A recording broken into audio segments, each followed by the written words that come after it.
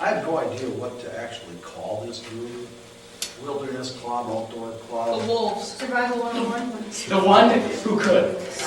I disagree with using the word survival at all. Wilderness Club? I'll explain why. What? Sigma Force Survival Club. The ones who He could. said he's not gonna use It's already survival. a variation of that's already used. Sigma. The ones that think they 300. can. Okay, first, let me start off by saying, I'm not an expert. In 20, 30 years, I might be. Right now, I know some things, and that's why I'm putting this together, so that I can share what I know. And I also know from talking to you that some of you know things that I don't. And I want to learn those things.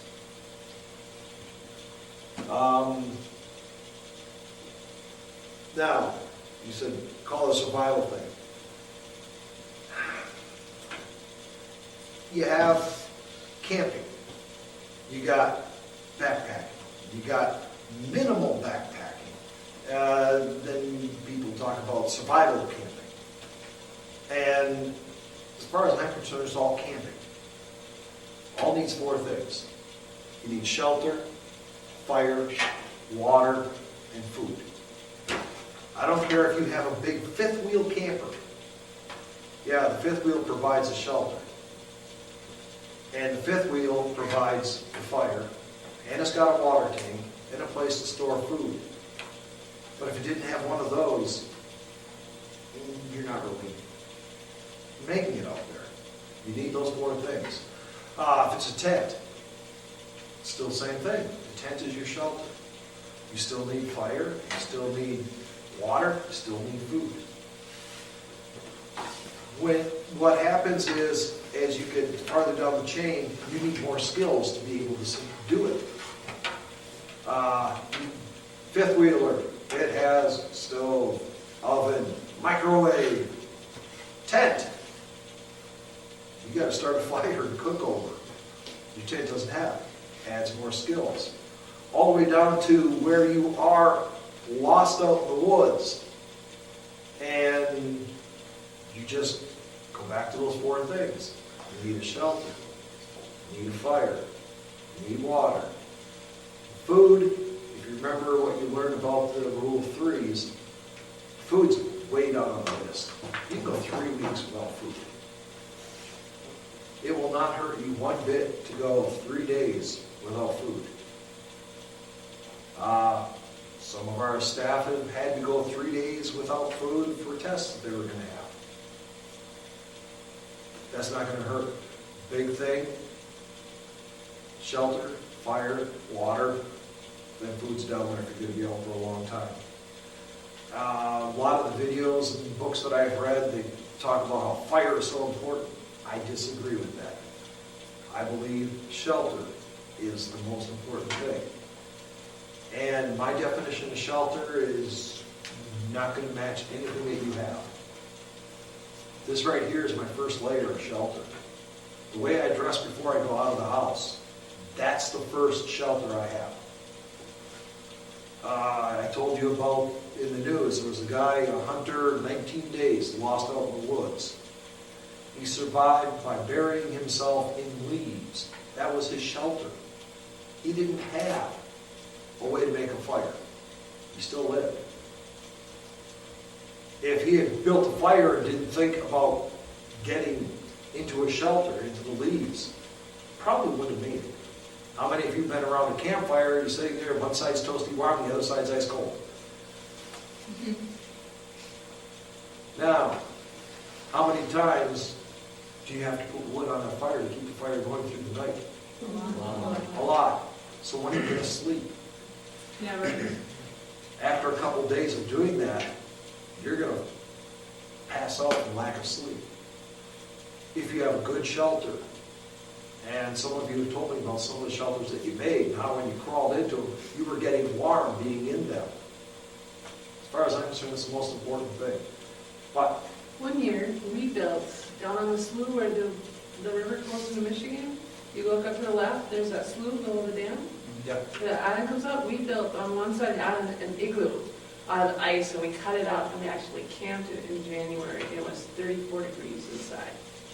And the inside formed a little, like ice, Yep. slick ice wall, and we had straw on the bottom and really good sleeping bags, and we were toasty warm all night long, but it was a real igloo. Yeah, it was cool. Snow, as long as it's not directly in contact with you, is an excellent insulator. It will hold heat in like you would not believe.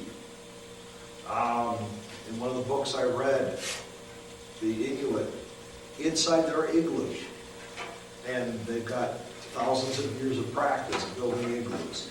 Inside their igloo, one candle can heat it up to 60 degrees inside. That's how well it can hold the heat in. So, yeah. And so we did. And maybe this winter we'll get enough snow we can actually try building an igloo somewhere. That'd be fun. Yeah.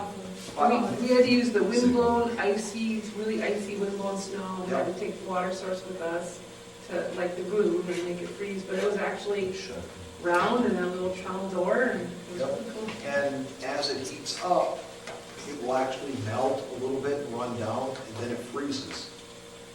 It makes even a harder shell. Really cool the way it works. I'm a turtle. Like a turtle. Yeah. Yes. One year, we had a snowbank, and it was been there for a while, so it was nice and hard on the outside. And I took, and it was like maybe 2 years ago, and I was digging at it with my feet and my hands, with my snow pants and boots and everything. I was just digging at it, and I made a tunnel that went like all the way through it. And then on the one side, I dug in, and then I made it where I could sit in it perfectly, sit straight up and rest in it. It was pretty cool. Now, if you put something on the ground to insulate, straw, a couple layers of pine branches, something like that, so you're not directly in contact, that, you could have spent the night in there. Yeah, I didn't stay there because I was kind of scared that the snowbank would fall on me. Yeah. Now, survival. A lot of people will say that they were in a survival situation, they really weren't. What makes something a true survival situation is you're going to be dead in 24 hours if you don't change your circumstances. That's a survival situation. Okay? And I'm guilty of it, and other people are, that they talk about, yeah, I'm going to go out in survival camp. Well, when I go out, I'm not going to, there's no possibility of me dying in 24 hours. Unless one of those black bears come up and watch me.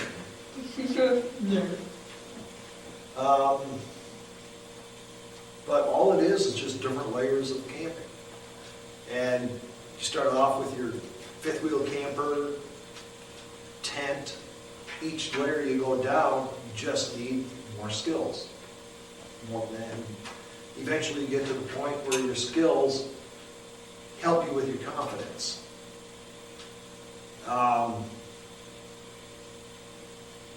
The greatest thing to overcome fear is knowledge, and knowledge in your abilities and your skills. If you know that you can take from out of nothing, if you have a knife, and make a bow drill and create a fire, what do you have to be worried about if you got lost?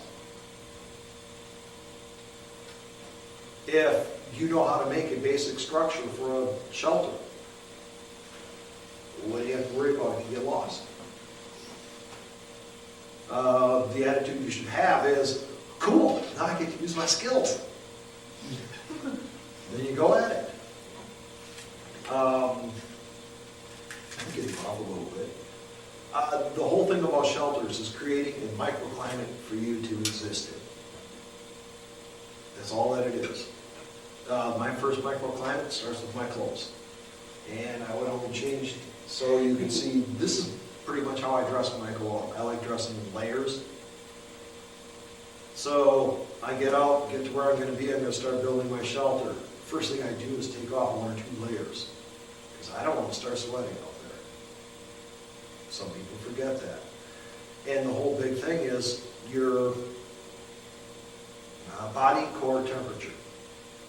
If your body core temperature goes up or down just a few degrees, you're in major trouble. You are in a survival situation then. The key is to monitor your body, monitor yourself to make sure you don't get too warm. Start sweating, and especially when it's cold out, then that moisture is next to your body, and that will draw your heat away faster than, there's only one thing faster that will draw away. That's if you fell into a river and you came out. If I fell into a river, the first thing I'd do when I got out is strip right down. I will get colder faster with my clothes on, soaking wet, than with no clothes at all.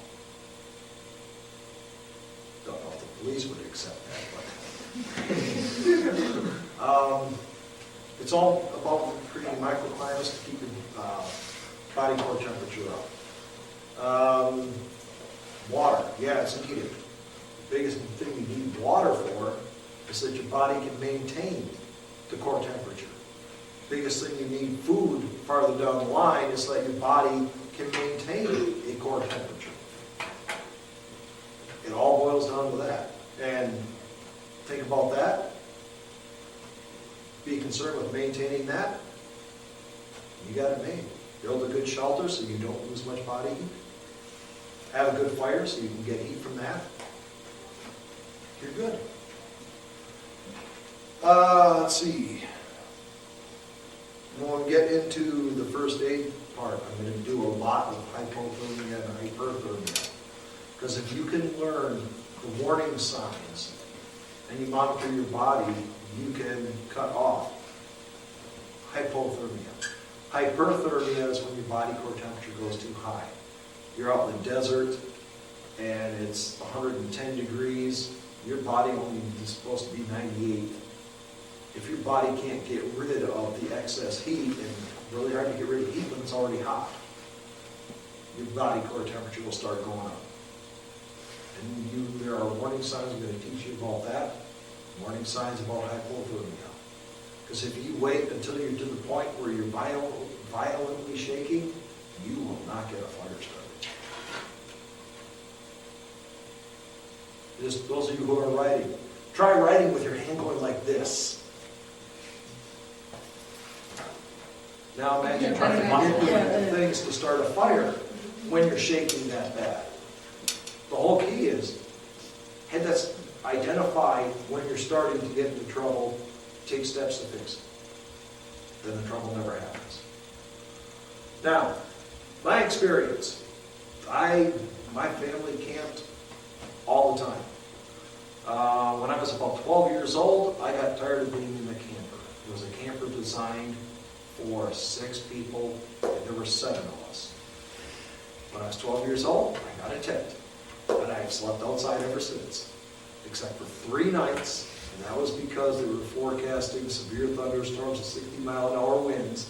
I did not want to stay in a tent when my sister had a nice 5th-wheel camper with the fold-out couch, and the recliner, and the stereo, surround sound stereo. Yeah, I'll sit in my tent at home. That's my surround sound. So I've camped all my life. 10 years. I also had sled dogs. Ran them. And then I got into taking classes for outdoor survival. Although outdoor survival really is not it. Bushcrafting would probably be a better word to describe it. Now, I want to know about you. My camping experiences are mostly in a camper. I have tried sleeping in tents, and it has been a very good experience for me, so I hope I can learn more in survival class, and that's about it. Thank you. Okay. Josh.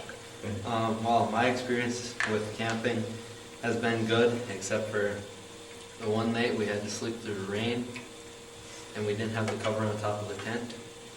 didn't work so well. You know, because we were soaked. So then we went inside instead of waiting for it to be more soaked. But I like sleeping out in a tent or like right on the ground because, you know, I feel away from like all my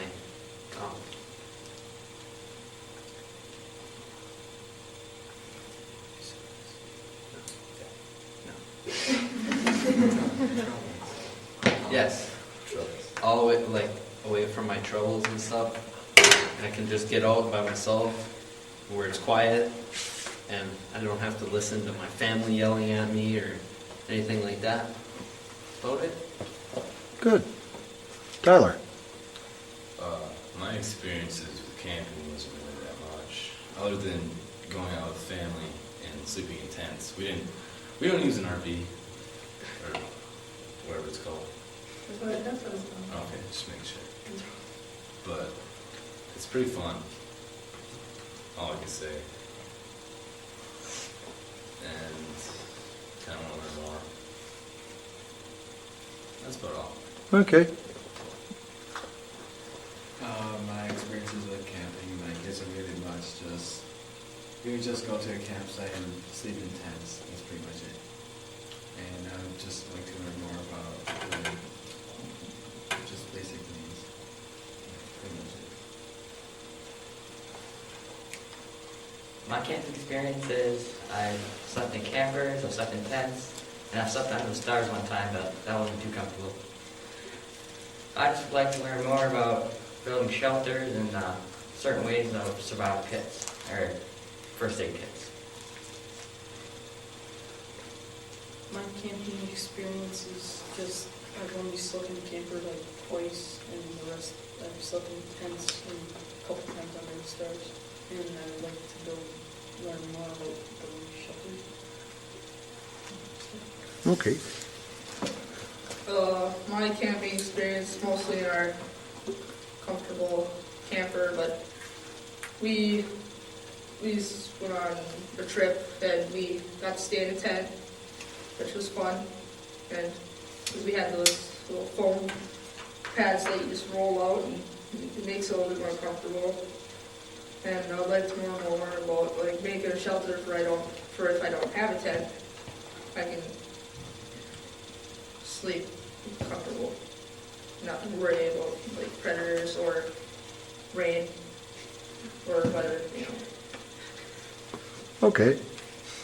Oh, my camping experiences, like, probably my favorite one was when my mom's side of the family went winter camping at Lake Hilbert, and there were cabins there, so we all slept in the cabins, because it would have been too hard to get the campers out there. So we all slept in cabins, and me, my cousin Riley, and my cousin Owen, there was this huge snowbank where they plowed all the snow up, and so what we did was we went there, it took us like 2 days to do this. We dug it out so we could fit about 8 adults in there. And him and Riley slept in there for like, we woke up early one morning and we went in there and slept in there like in our snow pants and boots and stuff to see how it was, and we slept like babies. No disturbances or anything. It was awesome. We loved it. And I want to learn a lot more about primitive tools, shelter, and fire building. That's about it. All right. Well, I've gone camping in a camper a couple times, but usually I go out in tents either during hunting or fishing season. And it's mostly fishing season where we stay in tents and then fish all day and then eat and fish for supper. And starting to hunt on my own now, I really want to learn more about fires and shelters, and so if I ever do get lost, I have knowledge and tools and stuff to survive. Good. My camping experience was pretty much a lifetime. When we were younger, we used to camp on Pamela Island in Beauty Falls backwater. We used to take boats out there. They don't let you do that anymore. That was really cool. I've camped in an igloo, built a winter igloo, and camped in January. I hiked 600 miles on the Appalachian Trail and basically camped for 2 months, and that was survival because the food you had is what you had, and you had to get a certain place to get more food. So if anything happened to you, you would be definitely in a survival situation. And I learned a lot about the gear and how equipment matters a lot when you're camping, especially in those situations. Now I have my camper. I camp a lot in that. And we as a family do a lot of hunting, and what I would like to learn, because I think that camping is also something, being close to nature is in a lot of us, and it's a lot like Josh was talking about. It's just great to be outdoors. It's a different state of mind, and I'd like to experience that more. And I want to be more confident in my skills when I'm hunting with my kids and family. What if I lose my lighter? I mean, I would be fine in the woods if I had my equipment. What if I don't have my equipment? I'd like to learn how to build a fire from scratch and actually do it.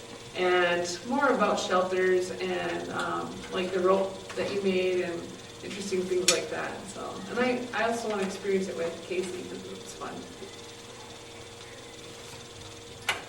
I've never slept in a tent before. I've always been in a camper. And don't know much about any of this, and I'd like to learn more about it. Okay.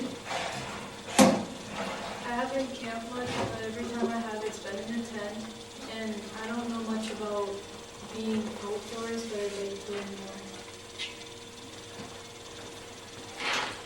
I've never really camped much. I've camped a few times, and the few times that I've had, two of them have been in a camper, and then once was in a tent with my niece, and we got wet because it started to rain.